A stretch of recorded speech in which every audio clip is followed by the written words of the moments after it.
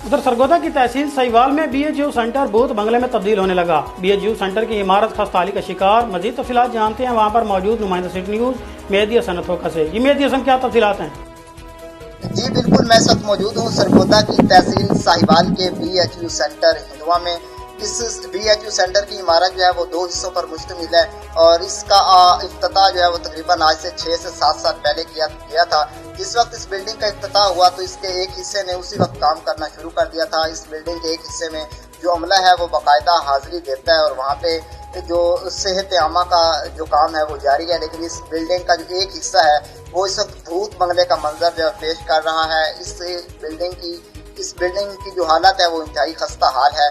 इसके जो दरवाजे हैं वो बिल्कुल टूट का शिकार हैं, जगह जगह पे गंदगी के ढेर हैं। इस बिल्डिंग का जो अहाता है, जो सहन है, उसमें जगह जगह पे घास उगी हुई है और यहाँ के जो हरियाणवी इलाके हैं वो सरापा एहतजाज है और आला हुकाम से मुतालबा कर रहे हैं कि BHU सेंटर की हालत ज़ार पर तवज्जो दी जाए। मेरे साथ इस वक्त हिंदुआ के रिहायशी एक शहरी मौजूद हैं।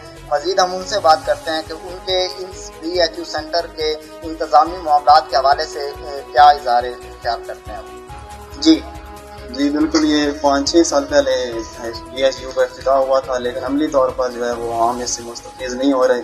तो हम हुकाम बाला और MPS गरलाड़ी साहब से अपील करते हैं कि वो इस चीज़ का नोटिस लें और इसकी जो है इसके फंड्स जारी करवा के अमली तौर पर, ताकि लोग इससे फ़ायदा उठा सकें।